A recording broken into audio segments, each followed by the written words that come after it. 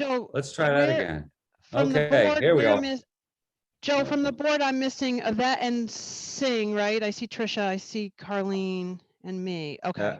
And Chris, I don't see Christine either, but I think she's Oh, coming in right Christine. now. Yeah. Okay. Excuse me, I don't mean to interrupt, but I just had to invite my team. I got the Zoom link, but Bob and Jamie and Tamara didn't have it. So they're coming. If you could please look for them in the waiting room. I just emailed it to them. Okay. Thank you so much. Sure. All right, so again, let's try this again. So I'd like to call to order the May 19th, 2021 regular meeting of the City Council and Board of Education ad hoc committee for the school budget. We have a quorum in place. Present right now is myself, Joe DeLucia, the chair, Stacy Gould, the vice chair, Pro Tem Mark Betancourt, Heather Romansky, the BOE chair, Trisha Staley. Thought I saw, oh, yep. Carlene Charmelis is here, and Christine DeStasio. As is Dr. Stringfellow, the NPS Superintendent of Schools, John Salomon, the city manager, Josh Pothier, the comptroller, and we'll add people as they come into the waiting room. Okay. Item number 2 is review of scope and purpose of the committee. Okay, our scope is to promote transparency, communication, and collaboration regarding the school budget in the city of Norwich. Our purpose is to make a recommendation to the city council regarding the funding request from the Board of Ed. Moving on to item number 3, I emailed to the committee the previous meetings, plural minutes. The first being our minutes from March 21, 2021 and April 21, 2021. And I'll entertain a motion to adopt both of those minutes. I'll make a motion that we adopt both of those minutes. Okay, moved by Mrs. Romansky, I'll second. seconded by Stacy Gould. Is there any discussion, addition, deletions, corrections that need to be Yes. made? Yes, please. Yep. Dr. Stringfellow's first name is spelled Kristen.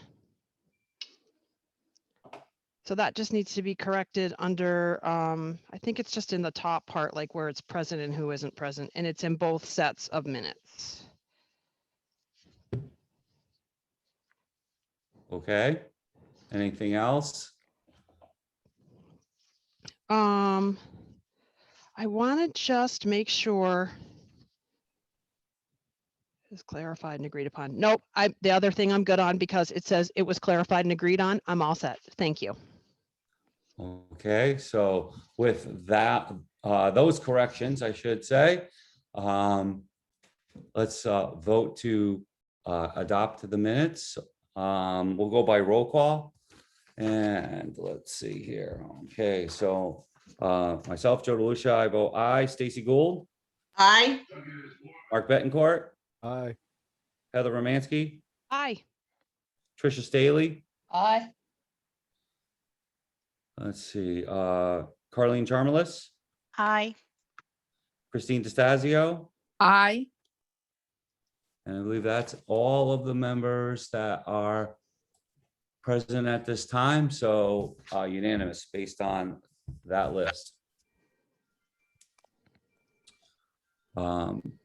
Just for our records, the business manager from NPS, Bob Strapensky, has joined the meeting, as has the director of pupil services, Jamie Bender.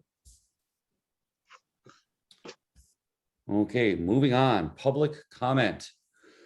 So are there any members of the public that would like to make a comment or a statement to the committee tonight? Are there any members of the public that would like to make a comment or a statement to the committee tonight?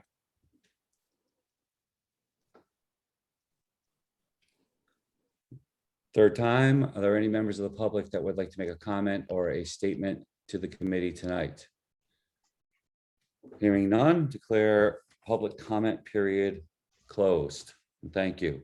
Item number 5 on our agenda tonight is unfinished business. Item A is a update, letter to the city council regarding a non-lapsing account for BOE capital projects. At the last meeting, we discussed this and voted that we would send a memo to the city council recommending that a non-lapsing account for capital projects be created for the BOE. So Joe, Um, that's the part of the minutes that I was reviewing before. I think initially when I made the motion, I think I used the word capital, but then later on in the minutes, and I remember this discussion now, but it was clarified and agreed upon that the intent was for the funds be devoid of restrictions and according to the language in the state statute. So I don't know if we include capital in that. Well, so that's leads me to what I'm about to say. So in order to make sure that the language of my memo matches what the language will be in the ordinance, I've asked the city manager and corporation counsel to actually write the language for my memo. So that is the single reason why that memo has not been delivered to the council or on the council's agenda yet. That will happen when I have it and the city manager and corporation counsel are satisfied with it. We'll put it in the form of a memo. I'll sign it and get it on the council's agenda. So thank you for bringing that up. That is exactly the reason why we're a little delayed on that memo. Okay. Joe, it's John. Yes, John. The memo is with the city attorney as we speak. He's had it for a little bit of time. Yep. So it's a draft form. So I didn't want to I haven't shared it with anybody. I did share it with Kristen today because it's a draft form. I wanted to get some feedback from Kristen, but she just got it. And it's in draft form. It will be probably changed. It was based on putting in emphasizing capital, but I don't really have any problems if the committee and the council doesn't, if they want to make it more generic. But right now, the language is more specific, but certainly can be changed. Perfect with it was my intent that we get the memo right the first time and then it matched the ordinance. So I don't mind that, that it's, it's taking a little bit of time and that the superintendent and corporation counsel and yourself are fleshing it out. That's perfectly okay. I'd rather get it right the first time. I would just like to note at this time that committee member Yvette Giacaruso has joined the meeting. And Mark Betancourt has his hand up. Go ahead, Mark. Yeah, obviously the ordinance would have to comply with state statute. So on the matter, and there are some restrictions there. So, or on what you can and can't do with it. So that's you. So I'm fine with it either way. So as far as that goes, but obviously it's going to need to do that. I'm sure anything Mike does will be that way. Absolutely. Mr. Chairman, may I, Certainly, go right. make Yeah, a suggestion? yeah. Sure, absolutely. So today, we were speaking, the manager and Bob and Josh and I, and what Bob and I brought up is something that the bodies may want to contemplate. In the next few years, it is likely that, hold on for a minute, my husband's yelling at the dogs. It is, sorry, it is this was better in the winter when the windows were not open. So in the next few years, until the building project gets going, it is likely that most of the reasons that we would go into the non-lapsing account are for reasons like the current boiler system at Stanton. But out years after the building committee has finalized and we have all these brand new gorgeous buildings, what I know to be true from my last role is that sometimes there are other reasons that a Board of Education may be surprised by an expense. So for example, I have been in a situation where a family moves into town with several wheelchair bound students that we had not planned transportation for. And each student might cost 95,000 for a bus and 100,000 for a nurse and a 35,000 for a para, not 100,000 for a nurse, but 50,000 for a nurse, as you can imagine. And that may be something that we encounter and can then go to the bodies, the Board of Ed and the City Council certainly, and say, this was a unbudgeted expense, and may we use the non-lapsing account for this? There are other examples, times where we may want to, at the city comptroller's suggestion, add money to the health savings account. Other examples where it may come in handy for both bodies. It is not ever not within the city's control. But if you make it just capital, that may work out well for the next couple of years. You may regret that decision going forward. Is just something I want to offer for your consideration. And I'm still trying to get my assistant superintendent into the meeting. So He's in. I'm here. Finally got He's here. here. Okay, here we go. Yeah, yeah, Thank I you. just let her in.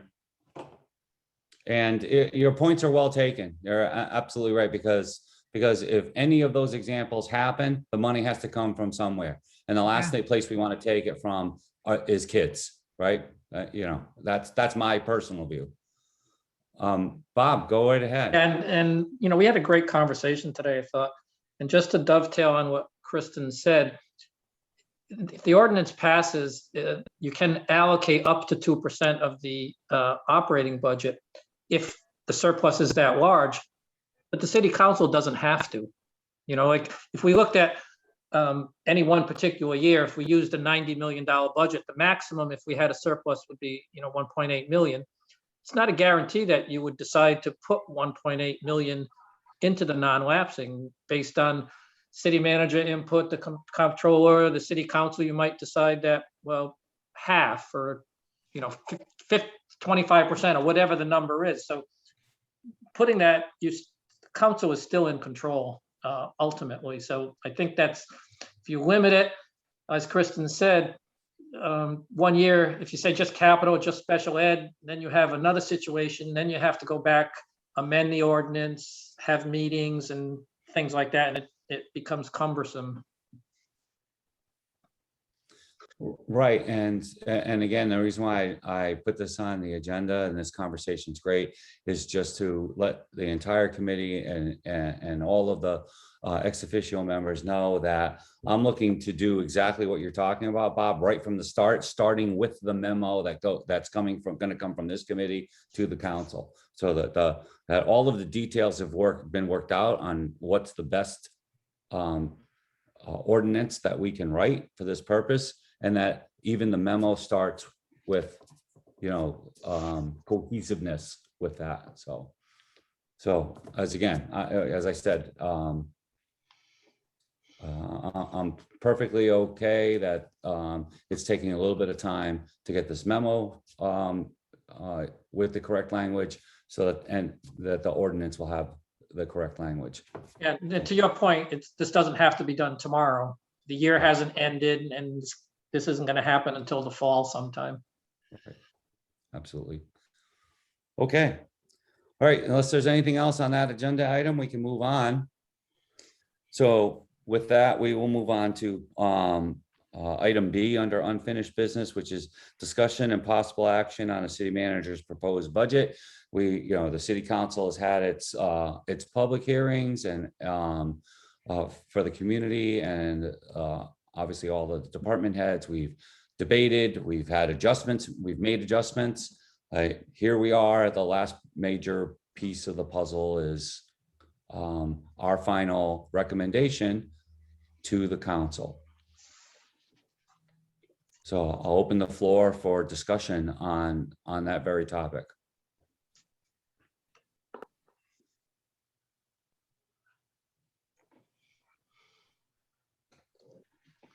There's that cricket wave. No, I'm coming. I just need. couldn't, I'm having trouble with mute tonight. I don't, I was in an in-person meeting last night and apparently today I forgot how to do a virtual one.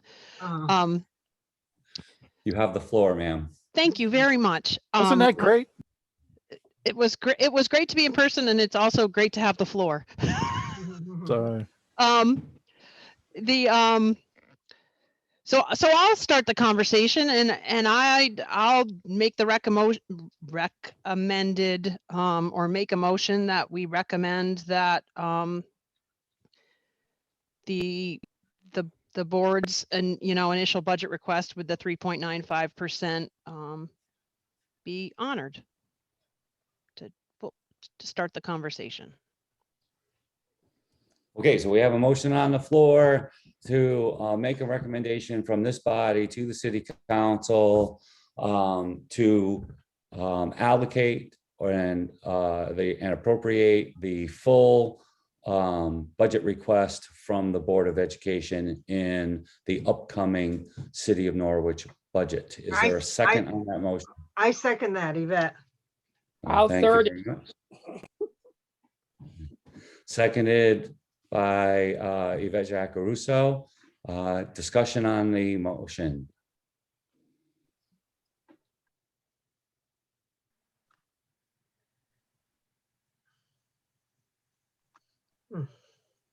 No discussion. Crickets. I can't make a cricket noise. I'll volunteer. Okay, I didn't want to bang the gavel too quick. Go right ahead. Alderman Benton. I got some difficulty with the request only because partly because of the superintendent's honesty during the budget hearings. So in the current situation, I mean, we're sitting here in a COVID year, essentially, and we're trying to, prepare ourselves for a recovery. And we've been fortunate that we've received some additional funding and pilot money, but I would personally rather use that to hold down the mill rate than to allocate it to education when I know we can slip by this year probably and get away with not doing that. So is it ideal? Absolutely not. I recognize that we certainly want to ultimately eliminate our reliance on grant funding. There may be an opportunity to allocate some of it. I don't know, but I have a really hard time saying, okay, do you know the dollar amount? I'm going to ask you, or Kristen, do you know what the dollar amount, the difference Give me is? one The second and I difference- can look that up. I Yeah. think it's 1.2 million in round Is it numbers. 1.2? I was going with 1.2, but Yeah, but it's 1.22, something like that. So, yeah, round numbers are good. So I think that's probably about 3/4 of a mil right now in that neighborhood in the TCD. So, I'm wrestling with that aspect of it. I think I have a hard time with it. That's all. You mean you have a hard time because it's 1.2 million? It's too much? Yeah, to bump the mill rate up 3/4 of a mil, when we're bumping the CCD up close to 50 mils right now, it's kind of tough to deal with. so this is Joe, this is where you have to keep me honest with procedure because I'm not as good at it as you for sure. Okay. But so we asked for 3.95 and can somebody remind me what the percentage was was it 2? 2.5? 2.5. 2.5. Thank you so 2.5. much. Okay, hold on. I'm doing math on paper. 1.45 difference. There's still people that do that. It takes a second. Sorry. I need to go back to whatever math thing I I'm went to doing. Norwich Public Schools at one point, so I remember my addition. So see, that's Their my fault. downfall. I didn't. So it's a 2.5 you're recommending? Yeah, 2.5 is what the city manager proposed. Yes. 3.95 was our ask. So Yeah. if we can't get if you're uneasy with the 1.2, what about half of that?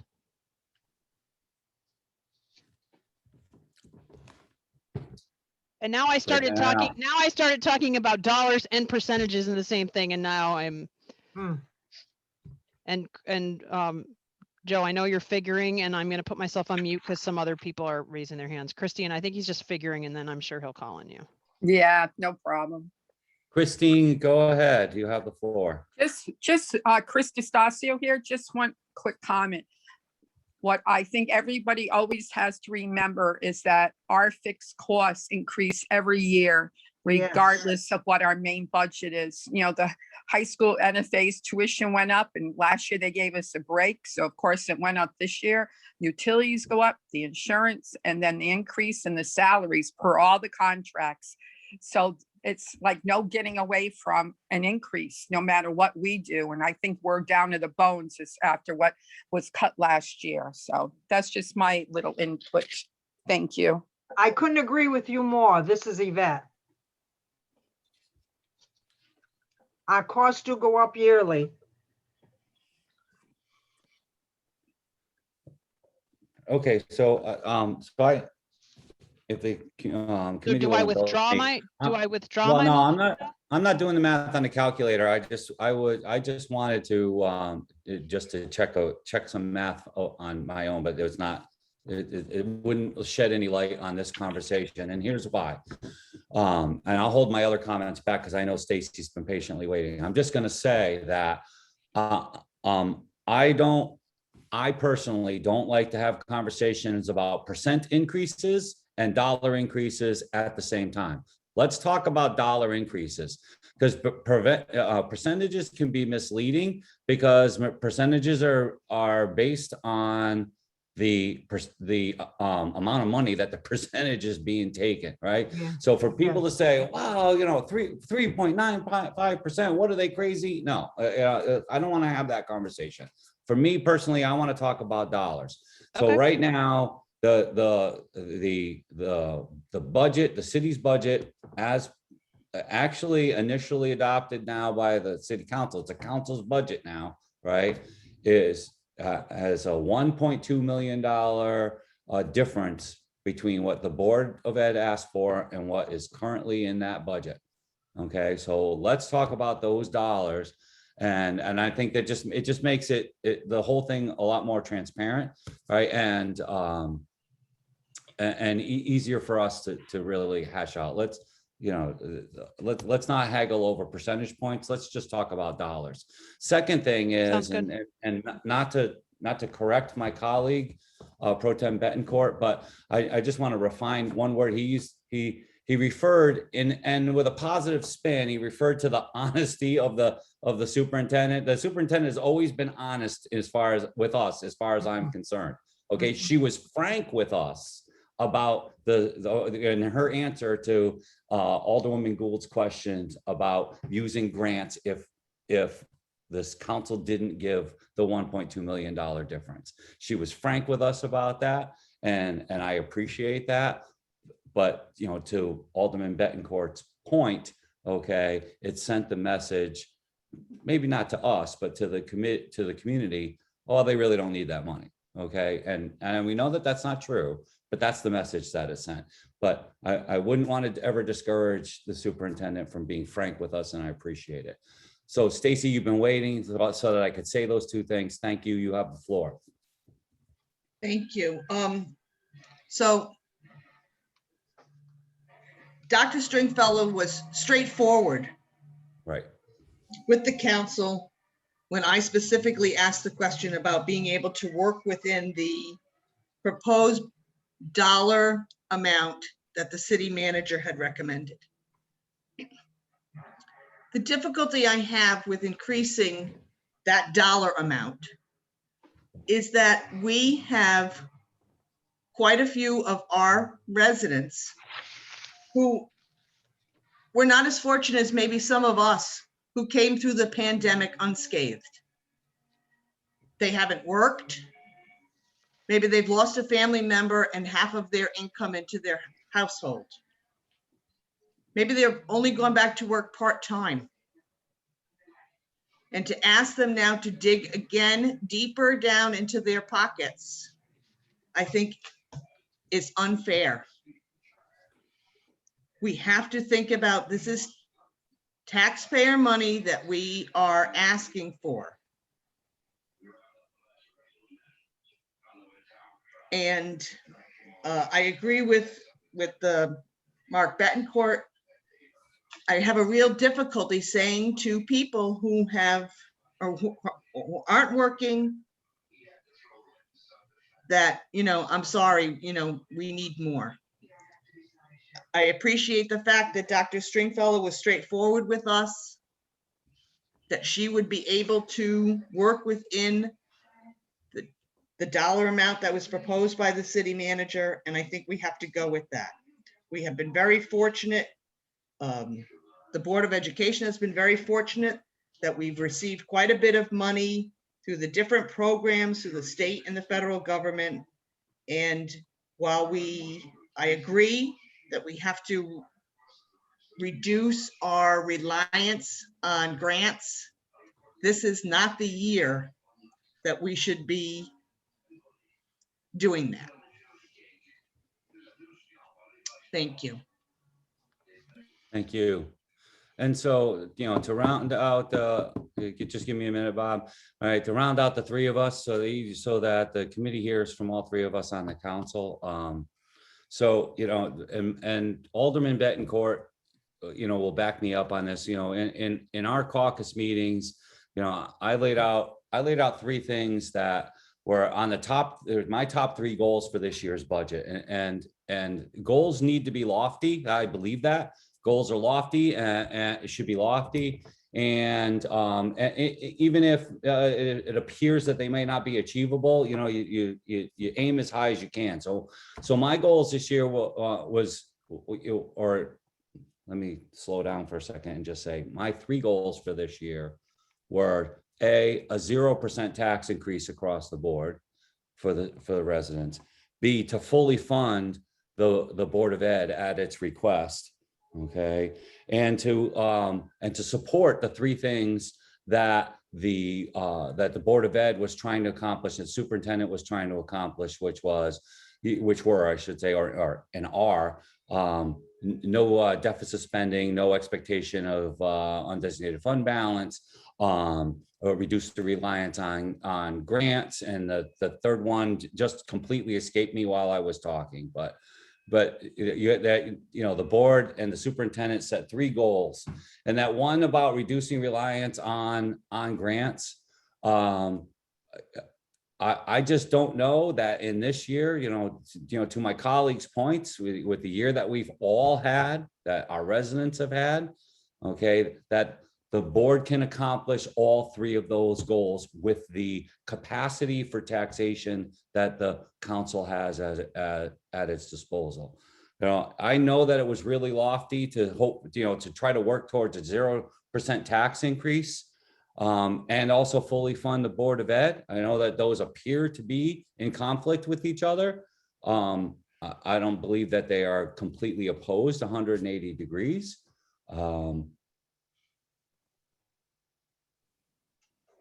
I don't know that I could do, that in good conscience, I could go to the taxpayers and say, I need another 1.2 million from you. So, and that's all I have to say. Bob, if you'd like to add something in. Yeah, if I may, I have a bunch of things and they're all kind of related. And it would have impact on these decisions.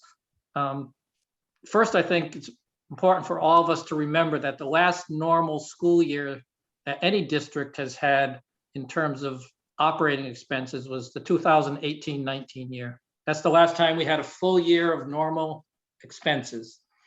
And again, like Kristen and Heather have always been 100% honest. That's all you're going to get from me because I don't know any other way. Maybe at times you might not like what I say, but I'm going to tell you what I think or what's real, and that's the only way it has to be. And I've been a selectman, so I understand the municipal side and tax increases and standing before the people and trying to get all that.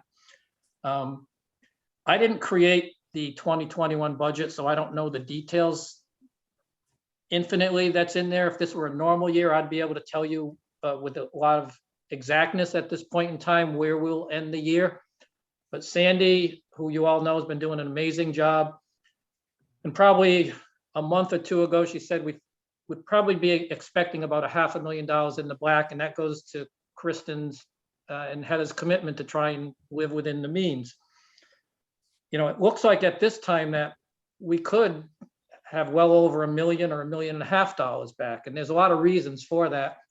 One, some of the reduced expenses because of COVID, because of the grant money, some expenses were charged to the Board of Ed, and we're reclassifying those now against the grant. So, you know, we'll know that.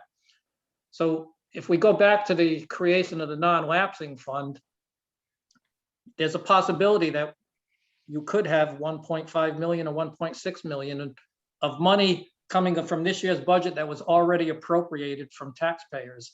So that's where the council and this mayor and city managers get together and decide what's the best way to do that. Based on the budget that Kristen put together and the Board of Ed at 3.95, that's a reasonable budget. But if we understand if it gets cut to the 1.2, a potential source of meeting that would be from the non-lapsing fund if it is created with no restrictions. Whatever budget we end up with, we're going to try to make it work to the best of our ability. The danger or problem is if say the 3.95 is what we end up with, and $1 million came out of the non-lapsing fund, then the following year, that's already in the base, but it didn't come from a mill rate. So you have to kind of balance that in your decision making. But wanted to make you aware tonight that there's a possibility our surplus could be in 1.5 million. You know, nobody likes surprise, but a good surprise is much well received than a bad surprise. And, you know, we don't want you to be surprised about that. It might not happen, but it looks like at this point, that's where it could be. So I just thought you should know those things now. Okay, thank you. Alderman Bettencourt. Yeah, so first of all, I'd certainly would never suggest that our superintendent was anything less than perfectly honest and straightforward. Oh yeah, and that's not what I was saying. Yeah, either. okay, all right, I know. Yeah. But I just want to make sure that's clear. Yeah, and I certainly, above all else, I appreciate honesty and straightforwardness, because one thing I'm not very good at with this in the political game is some of the messaging that happens sometimes, but sometimes. But here, that I don't think that's the case. So Heather brought up a point about maybe a smaller amount. That's always a possibility. I'd say though that with this good news from Bob, certainly I'd want to consider if as long as it's not going to impact the mill rate, putting the money in the non-lapsing account, and however the board wants to distribute it, I could probably live with, so it's but we need to be somewhat smart about it. I would hope that they would save a good amount of it for capital investment down the road as needed. But other than that, or, seed money for school building committee. So, but with that said though, so, I mean, there's other options here. So it sounds like, so, but the big thing, I think, Joe, and you touched on, I think, we, in the year and the current situation, we really would like to, if we don't have to, we've been very fortunate. The pilot money is huge that, you might have heard that, is more than likely than not to be in the budget that we passed a resolution on the other day. I am so thankful to our, legislators that, this is good, that this will happen. It's been a long time since, they've actually put that money up like this. So, and now that's a real difference maker for us.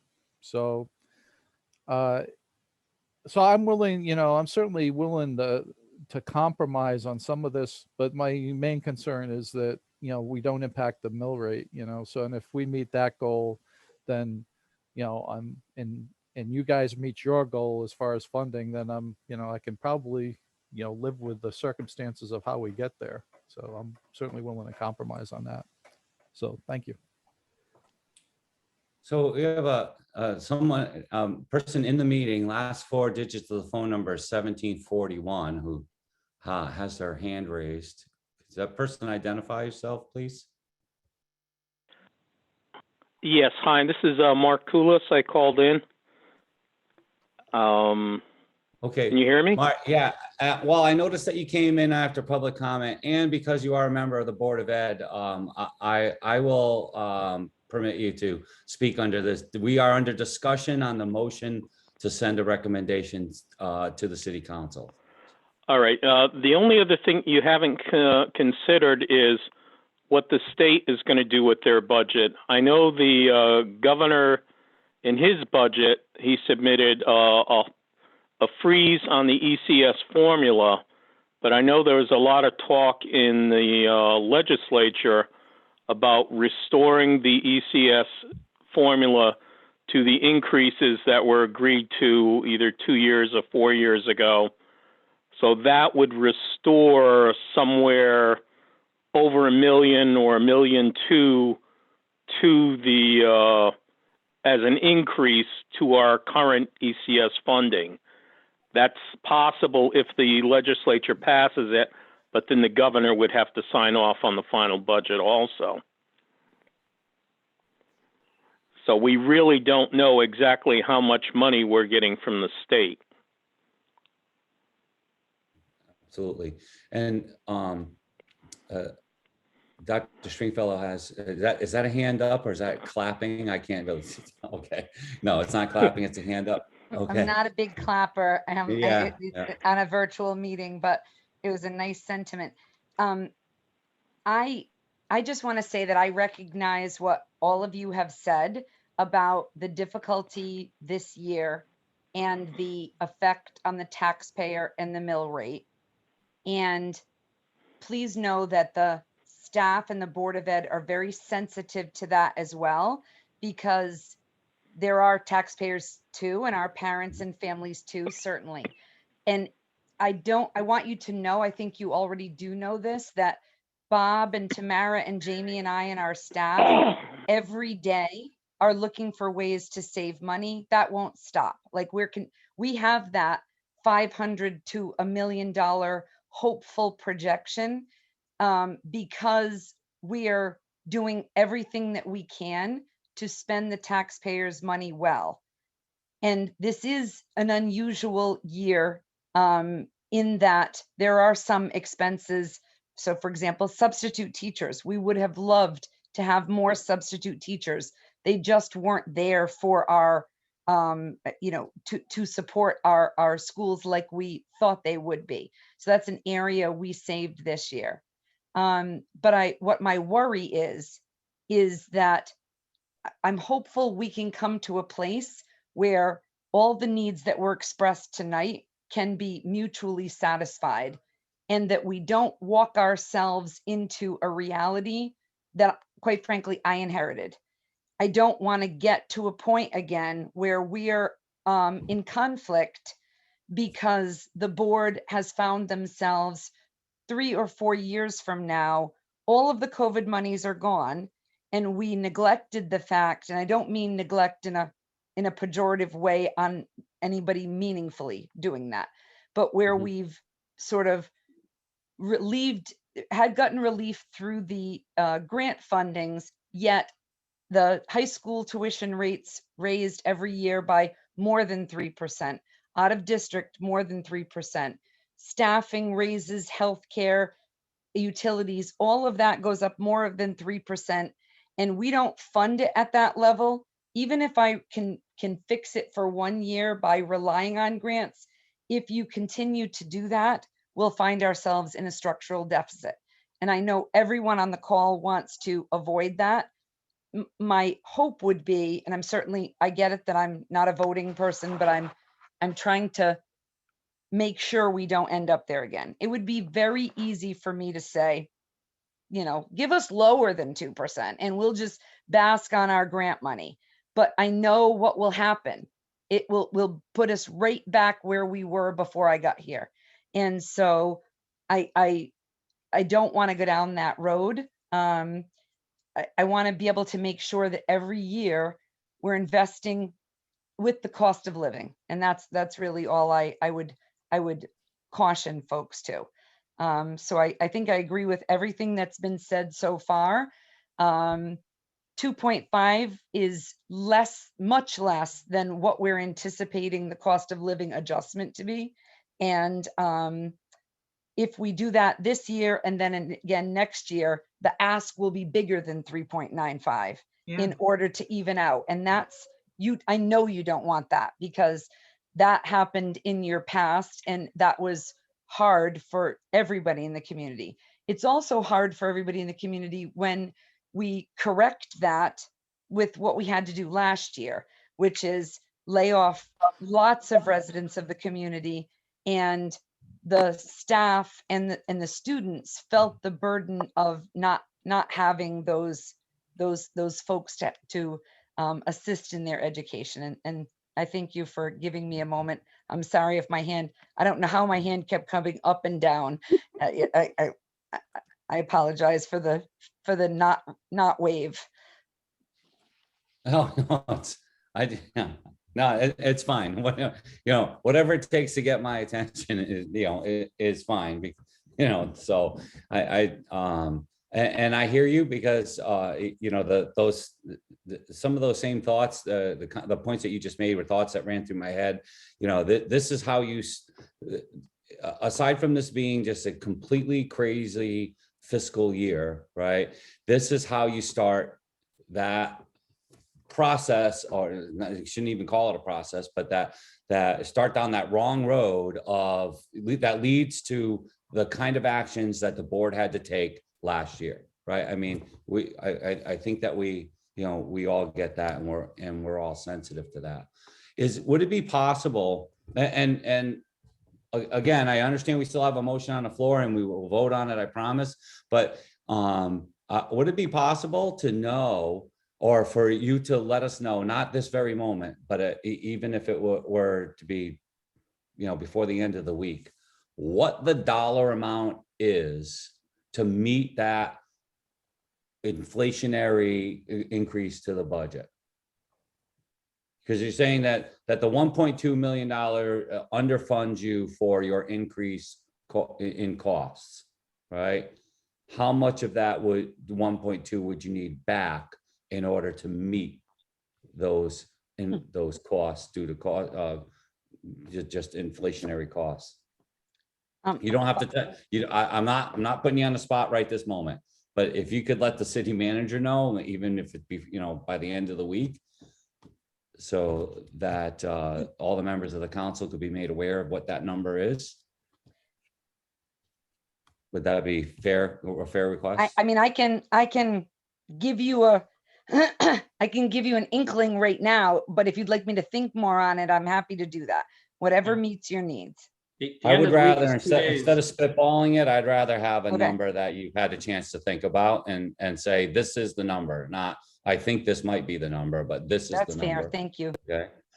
And so with that, I'd like to offer an amendment to the motion that this committee recommend that the city council fund, and I'm going to need some help on how I want to phrase this, but fund the Board of Education budget to an amount at least covering the increase in costs, whatever terminology we're going to use for that. What would we call that? Your inflationary costs, or What question is how? Just straight, you talking a straight budget increase? well, I would say if we're making the general if we're amending this, that the recommendation is that the city council appropriate enough money to cover the increase in cost escalation. I'm just searching for the phrase that we would use, but the intent would be that if 2.5 is not going to cut it, and here we are talking about percentages again, but it makes it easy. 2.5 is not going to cut it. 3.95 is problematic for those of us on the council. Then, you know, what is the number that covers the increase in the cost of doing business for the Board of Ed for the upcoming year?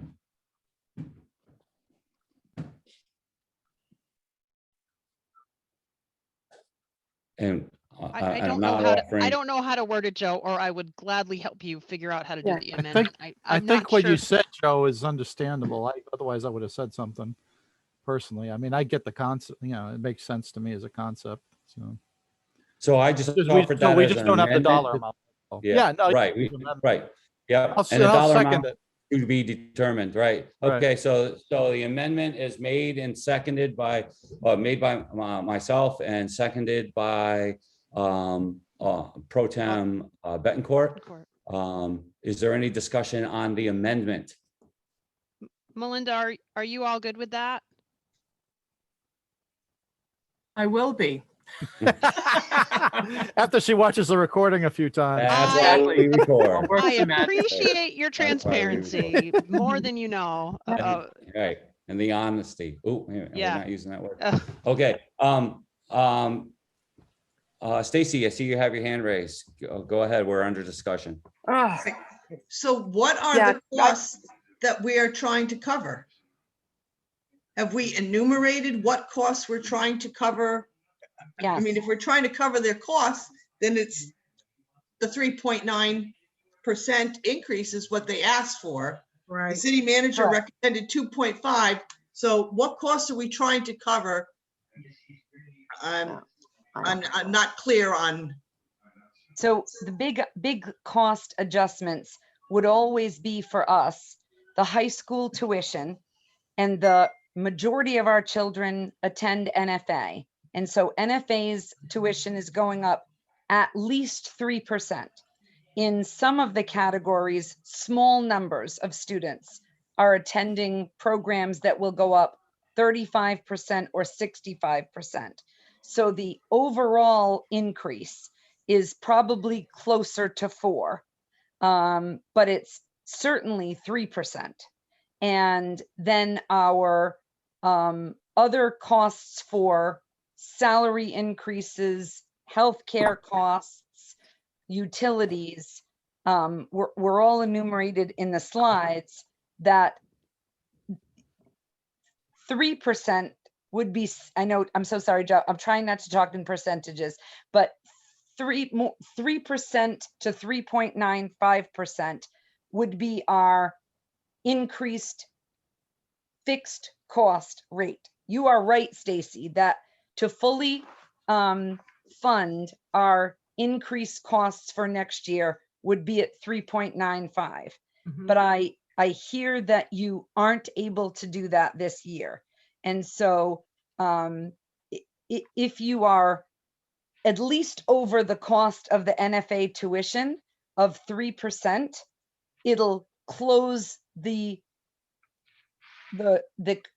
it'll lessen the concern of a structural budget deficit, is what I'm not so eloquently trying to muster the language for. So the lower you fund, 2.5 is certainly more than last year. I don't want to seem ungrateful for that, but the worry is exactly what Christine said earlier. As our fixed costs move this way, if we're funding here this year, then the next year we'll have to fund greater to make up for it. And so we are being very honest in our ask, and we're trying to be very careful. We also know that we're receiving COVID monies for student recovery. We are trying to take originally, so last year, we all thought that the Stanton boiler would be covered by your city undesignated fund balance. We are doing everything within our power to cover that, that boiler with our hopefully, it's called some non-lapsing account. It's called something different in Rhode Island, undesignated fund balance, and or grants, because that's not a continual expense. It so far has not been permitted under an allowable grant. We are exploring together, Bob and I, John and Josh, the opportunity to either use our non-lapsing account that we hope that you will honor, or American Recovery Act funds. If the American Recovery Act fund, if we put it in there and it's not granted, we believe we can go back to our non-lapsing account and not ask the city to support some of the capital projects that we thought a year ago you would have to support because we didn't have an undesignated fund balance.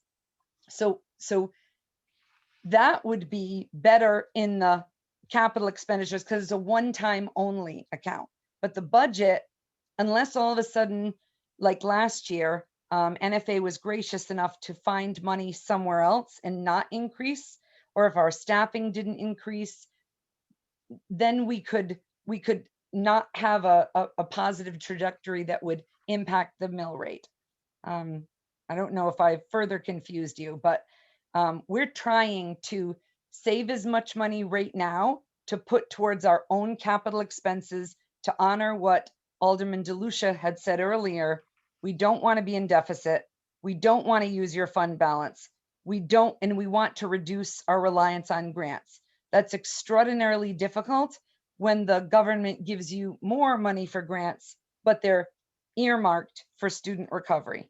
And so I just don't want to see us back where we were before, even though I agree with you wholeheartedly. Whatever we can do to reduce the burden on our taxpayers, they've suffered as well. I just don't want to, if there's a way we could meet in the middle, as Heather so brilliantly pointed out, then I would be less worried about us getting to that fiscal cliff. There will be districts all across Connecticut and all across the nation that will hit a cliff in 2, 3, or 4 years and find themselves in deficit or find themselves asking for 6, 8, 9% increases. I don't want that to be us. And since I don't have control over high school tuition, which is a large portion of our budget, I want to be cautious. Well, thank you for that explanation. And I'm going to be brutally frank. We give you more money and then you've got a $1.5 million surplus, and you get another $1.2 million in ECS funding. And this is a That's public savage. relations nightmare. Mhm. The taxpayers are going to go wild. And I hate to say that, but I'm just being No, Stacey, it's brutally important that truthful. it's important that we have a very honest conversation. So I appreciate that, but I'm not getting it that the taxpayers will be mad because we saved enough money this year because we've been extraordinarily careful, and we're going to be able to pay for capital projects that we couldn't dream of paying for last year or the year before. How will the taxpayers be angry at that? Right. Well, You know- I'm not saying that they're going to be angry, but well, and I shouldn't say that because I think there are going to be some that are going to be angry that are going to say, listen, you were very careful. You saved $1.5 million. So you don't need any more money, or you got an additional $1.2 million in the ECES money. You don't need any more money from the taxpayers because I'm struggling to put food on the table and I'm sitting in a line to get food for my family because I don't have a job to go back to. And those are the things that I'm concerned about. If the people who call me and say, I can't afford to pay anymore, please, you can't keep increasing the budget. Those are the people that I am worried about. I am not worried about them. I'm certainly worried about them. I know that everyone realizes that costs go up out of our control every year, especially when we're in a K-8 district who has no control over our high school budget. Now, we happen to be carving a extremely cooperative relationship with NFA currently. And we are starting conversations about shared services and what makes sense for the students and the taxpayers. That is incredibly uplifting and will benefit everyone. But what you don't want to do is get to a point where we're not meeting with our obligation this year, and then next year our obligation is doubled. And I know that you want me to continue to find ways, not just me, but certainly our whole staff, to continue to find ways to save money, because we know how precious the taxpayers' money is, and we want to start paying for our own capital improvements. The Stanton boiler, as you all remember, is just the tip of the iceberg. That was the most crucial triage capital system 3 years ago. There are other almost as equally triaged capital failings that we're going to have to deal with this budget year and next budget year. And Bob and I are optimistic that if we save as much money as we possibly could, which I think should be the goal every single year, then we'll be able to not come to you and say, hat in hand, our roofs need replacement and we don't have any money to do that. That would fall to the city. We're doing everything we can in, quite honestly, 1.75 years of working at this. We're not in deficit anymore. We're not relying on the city's fund balance. We're finishing in the black. A piece of that is because some things couldn't be spent this year that will certainly be spent next year. What we don't want to do is, we don't want to be in trouble for finishing in the black. It should be a celebration that we're finishing in the black, and then we can use that money towards something the city would have had to pay for. That's the mindset I hope we all have. But I hear you. We hear from families that are struggling every day. It is absolutely in the forefront of our minds. There are children's parents. There are children's grandparents. And we want to be very, very careful with their money. Okay, so, well, let's do this. So we're still in the discussion on the amendment to a motion. So let's stay on discussion on that amendment. Mrs. DeStasio, you had your hand up first. Yeah, I was gonna say, sorry, it's been a while. No, I'm gonna play devil's advocate here. Of course, being a taxpayer and being on the Board of Ed, I understand, because this is such a unusual year, that we're going to be scrutinized probably even more closely than we normally have been by our taxpayers. And I think one of the only solution I'm seeing is that we do propose to use part of that surplus that that Mr. Sapensky is estimating we might get, which is awesome, to not only use for the boiler, but also to try to take away from that $1.2 million difference. Because I know, as Stacy said about the public, what the public sees is that all they're going to see, they're not going to see how hard MPS worked this year to gain that surplus after all the cuts last year. all they're gonna see is that we're asking for an increase when we have a surplus. They're gonna be like, even if they're told that, oh, roofs are gonna be, all these things that are coming down the line, people don't look at that. They don't see it the way they need to see it. They only look at the dollar figure and that's it. So that's all. That was my piece. Thank you. Alderman Bettencourt?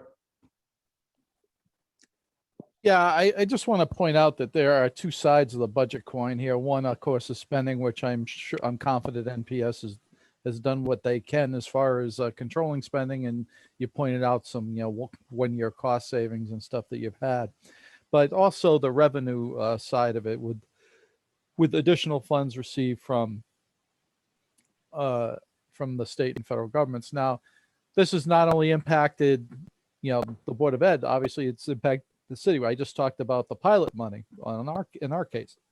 Obviously, if the ECS money comes through, that'll be another issue. But so it'll be a great issue. It'll be a discussion that I won't mind having. But as Bob said, those are the good surprises. So, but I just want to point that out. Because honestly, as far as Alderman Gold's comments, I just don't see where there's going to be an uproar if we're in the black on this, So, I will tell you that if it was purposely done, that's a different issue. But I don't see that because none of these funds that I've been talking about are anything we could have known or forecasted, back a year ago. So, I'm just making that point. I don't think it's that particular point's a real good argument. I commend the work that they've been doing. So I'd like to thank the superintendent. And I don't know, Bob, what's your position title? Business manager, I guess. Business manager. Okay, I don't even know. I can't even remember. So they the business manager. Yeah, business administrator, whatever. Yeah, so good. So and Bob, and the rest of the NPS staff, I commend you. So. I know this stuff isn't easy. It isn't easy to listen to someone like me who knows diddly squat about education, really, and who gets to make the decision on what you get. So I'm sure occasionally you curse and stuff under your breath and whatever, so that's fine. But the fact of the matter is, I'm hoping that there's some compromise in here, but I think, from what I can see, that's on the drawing board now at the state. I'm hopeful that there's going to be a rainbow with a little pot of gold for y'all at the end. Once the budget process is done, God willing. So I just want to make that point that none of the process from that level isn't over. I'm hoping that they'll be done by the time we meet that. Any day now. I'm not sure what the schedule is. I haven't talked to anyone about that lately, but it's. But I'm hopeful the talk had been that they were going to be done early this year. So, but we don't actually have to pass the budget until the second week in I think the Monday in June or whatever it is, the second Monday, if we have to go and have a special 14. meeting. But I'm hoping that won't be necessary because once we get the numbers from the state, everything's pretty much locked in. We should, at least it's locked in for what we know at that point anyway. And so that's where we'll be at. Thank you.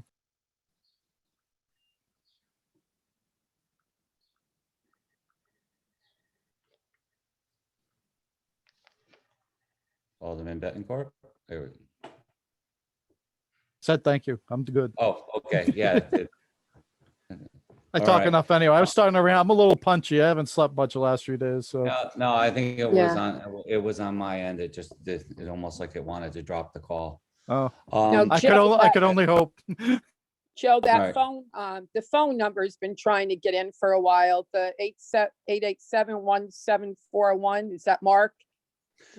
Yeah, that's Markulos, and Okay. again, as a board member, I don't mind hearing from him, but I was going to let all of the committee members speak first. Gotcha. So, Mark, go ahead. While.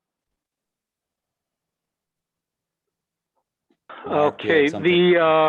the only thing for this fall, there's I mean, the main parts of our budget are tuition and investment in people, our staff, our salaries, benefits, insurance. The problem is most of our bargaining units gave us a 1-year COVID hold on their contracts,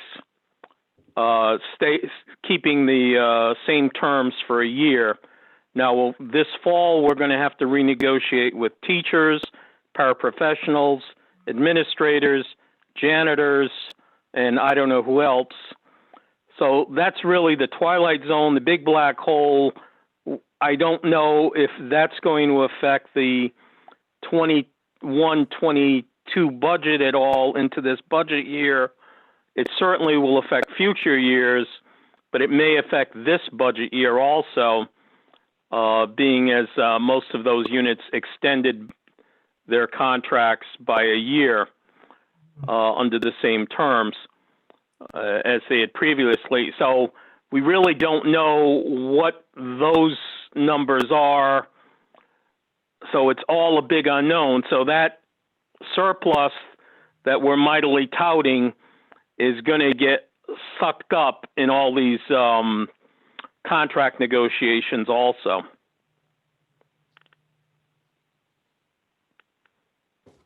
Okay. Bob, briefly, please. Yeah, and real then, briefly, and then move another on. cost savings that contributed to our surplus is the cost of transportation. It's significantly less this year because of COVID. Next year, that's going to go up by quite a bit. And also, we won't be buying fuel at $2, a little over $2 a gallon. So those are just two other things to consider. Absolutely. So I'm going to say this, and first of all, I believe that this was a great discussion, and this is exactly the place for it. That's what this is really on. And I don't need to say in all honesty, I'm always honest with you guys, but you know, this is exactly what I had envisioned when we started talking about creating this committee and in its genesis. However, I think at this point, after hearing what everybody's had to say, that the amendment that I offered only muddied the waters, okay? Because, all right, because we're talking about, you know, what's a fixed cost, and, you know, isn't the 3.95 just the fixed cost anyways, right? And so on and so forth. So I'm going to say this, I would like to withdraw my amendment if Alderman Bettencourt would agree as the person who seconded it. That's fine. Seconded it. Okay, and we are back to the original motion, which was to recommend that the city council approve the full Board of Ed budget request for the upcoming fiscal year. So is there any other discussion on that motion? Hearing none, I will call the roll for a vote.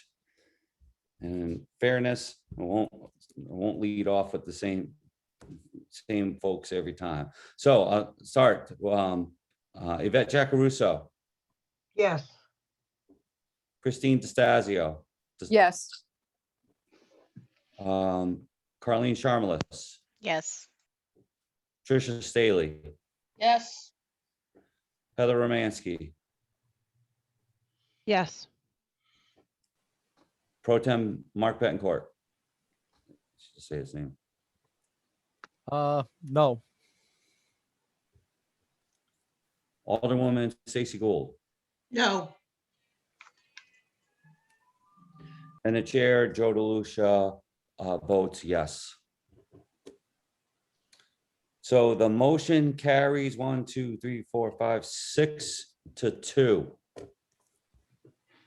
I will write that memo and get it on the city council's agenda for their next meeting. Thank you all very much for that very important debate and discussion. And back to the agenda. Okay.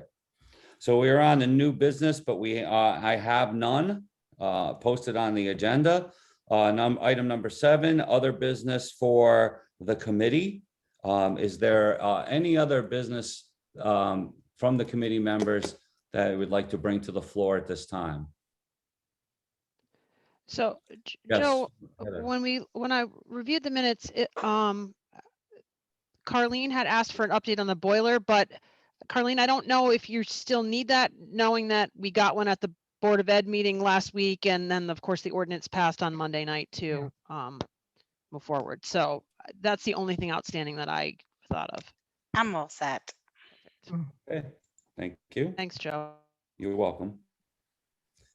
Okay, so with no other business, agenda items for future meetings.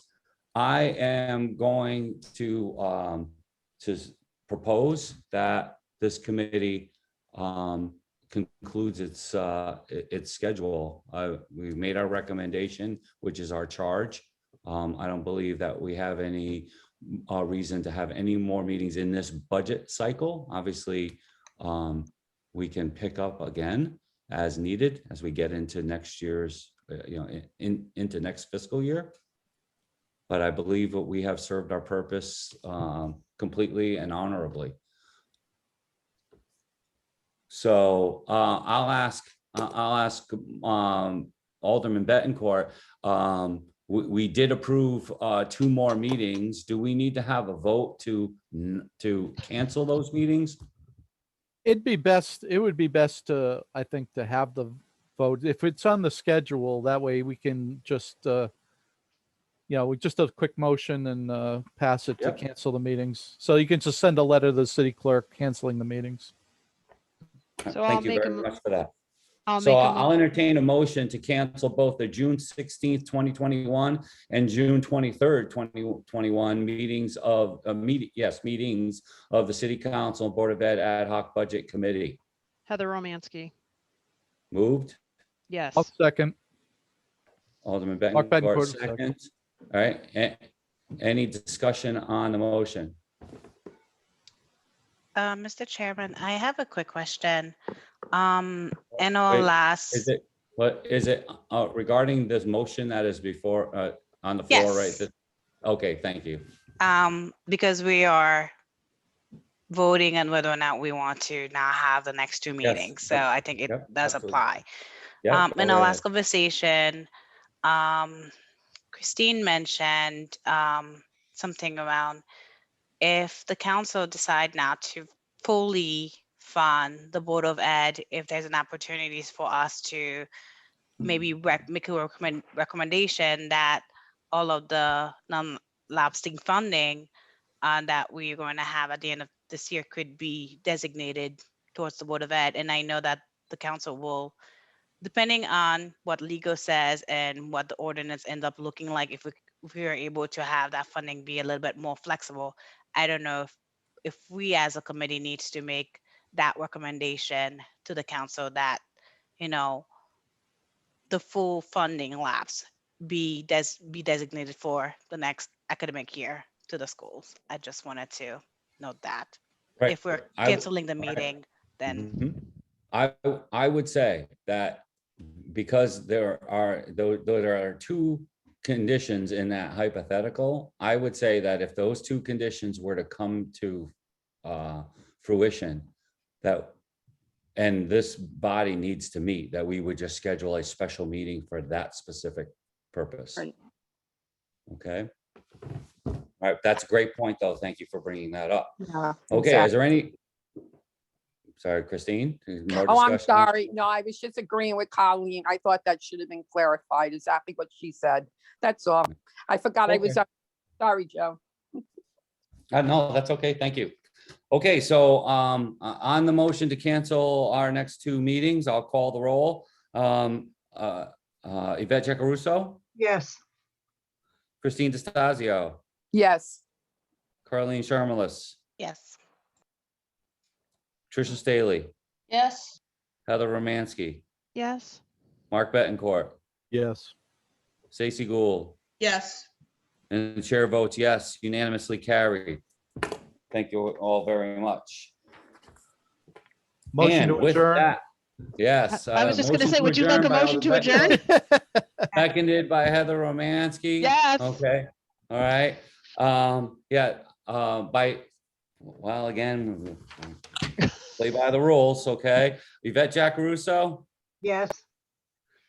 Christine DeStazio, Yes. Carleen Sharmalis, Yes. Tricia Staley, Yes. Heather Romansky, Yes. Mark Betancourt, Yes. Stacy Gould, Yes. and the chair votes yes. We stand adjourned. Folks, thank you from the bottom of my heart for all of the hard work this year on this committee. The conversations were great. The discussions were great. We hit everything in our scope and purpose with honor and respect and distinction. And I'm proud to be not only the chair of this committee, but a member alongside you all. So thank you to MPS staff. Thank you to city staff for all of the support. I know that we still, the council's has some debating to do, but this committee has served the city's interest extremely well, and you have my deep appreciation. So And thank you. As the chair of the board, I'm particularly grateful for the partnership. It felt like a partnership this year, and so I'm grateful for that as well. Absolutely. Yeah, well said. Thank you very much for that comment. And with that, have a great week and be safe and have a good night. Good night, everybody. Good Good night. night. Take night. care. I'm going to bed. Good night. Time for dinner. There Yeah, me you too. go. Do There you you go. need a lullaby? I've had meetings all day.